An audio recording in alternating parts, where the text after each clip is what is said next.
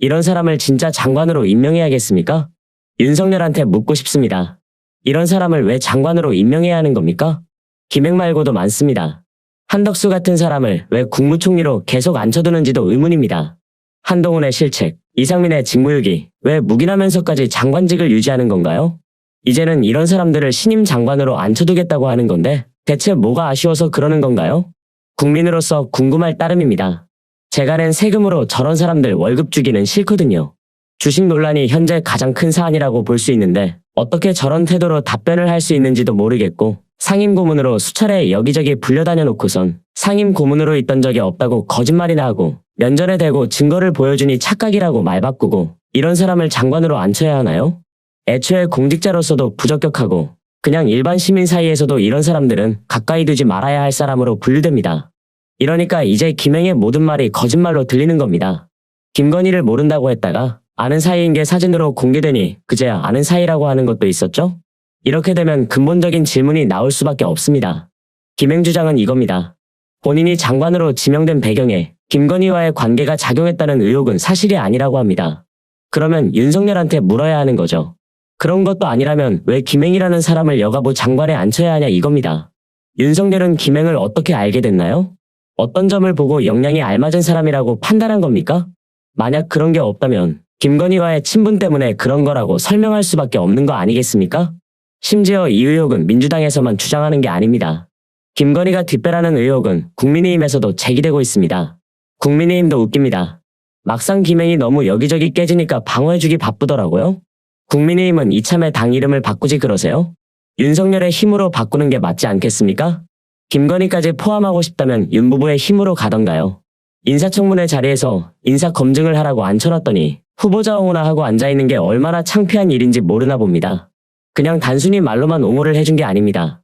인사청문회 진행 중에 위원장 허락 없이 국힘 의원들을 따라 자리를 박차고 일어나면서 청문회가 중단되는 사태까지 발생했거든요.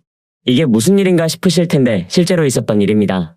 국힘 의원들이 민주당을 향해 거센 항의를 이어가던 중에 갑시다라는 말이 나오자 김행도 같이 일어서서 자료를 챙기기 시작했고 민주당에서는 어딜 도망가냐며 막아섰습니다. 청문회 정회 후에 김행이 복귀하지 않자 야당에선 청문회 2차 일정을 진행하기로 결정했고요. 이게 있을 수나 있는 일입니까? 본인이 불리해지니까 여당에서 가자는 말에 이때다 싶어서 청문회장을 무단이탈하는 게 말이나 되냐 이겁니다. 세월호 청문회 때도 이런 일은 없었습니다. 본인은 굉장히 억울하답니다. 장관 후보자로 지명된 지 20일 만에 주가 조작 주범처럼 묘사가 되어 있답니다.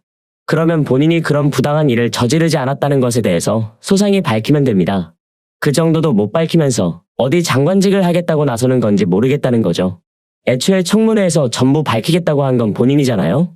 국민들 세금으로 월급 받아가며 일하는 게 쉬운 줄 알았습니까?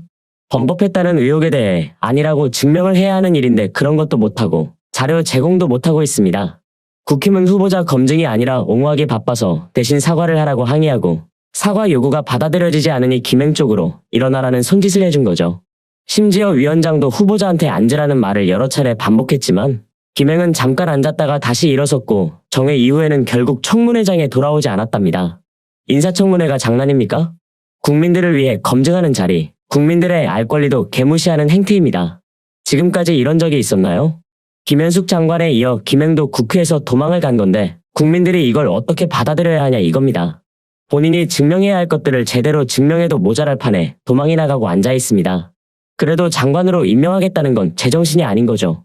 이건 무슨 일이 나면 끝까지 책임지는 게 아니라 언제든 도망갈 준비가 되어 있다는 사람입니다.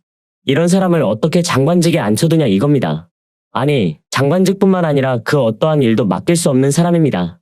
어떻게 보면 김행은 본인이 저질렀던 일들에 대해 대갚음을 당하고 있다고 보시면 됩니다. 위키트리 시절 연예인들의 가십거리로 가짜뉴스로 돈을 벌어모으던 시절의 만행을 지금 그대로 돌려받고 있는 거죠. 가짜뉴스를 운운할 자격이 없는 사람입니다. 애초에 본인을 향한 논란들은 자료가 모두 근거로 남아있는 논란들이기 때문에 가짜뉴스로 규정할 수도 없고요. 행여 모든 논란들이 가짜뉴스라고 가정해도 김행은 할 말이 없다는 겁니다.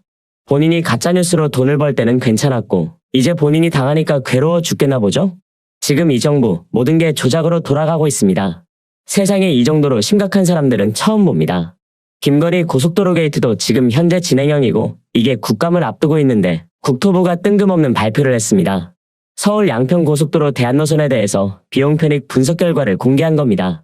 야당에서 요청한 자료인데 그 분석 내용이 황당하게 짝이 없습니다. 대안노선의 우수성으로 결론을 내버리고 기존 국토부의 입장을 고수하는 게 끝입니다. 이번 발표가 매우 이상합니다. 국감을 코앞에 두고 발표됐다는 점도 웃기죠. 고작 일주일도 안 남았습니다. 그리고 이건 분석 결과가 아니라 원희룡의 충성심을 보여주기에 급급한 자료에 불과한 겁니다. 그러니까 고속도로 게이트를 김건희가 해명하는 게 아니라 원희룡이 정면 돌파하겠다는 소리거든요. 착공 재개 여부뿐만 아니라 이번 결과의 제3의 전문가 검증도 국회로 아예 넘겨버리고 이건 이미 고속도로를 둘러싼 여야 공방전으로 몰고 가겠다는 소리밖에 안 되는 겁니다. 이걸 야당이 순순히 받아들일 거라고 생각했다면 바보인 거죠.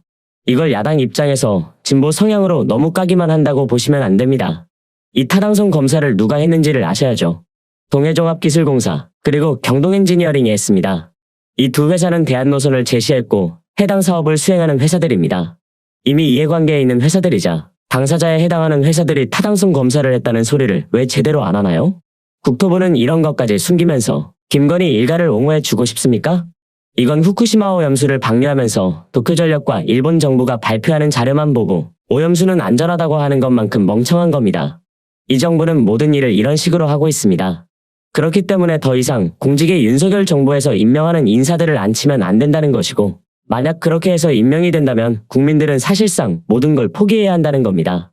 전쟁이 나면 윤석열이 가장 먼저 도망갈 거고 관련 부처와 관계된 사고가 터지면 해당 부처 장관이 가장 먼저 발을 뺄 겁니다. 지금까지 이미 현 정부의 모든 장관들이 그래왔습니다. 이재명 대표 영장기각과 관련해서 한동훈은 그 어떠한 발언에 책임도 지지 않았습니다.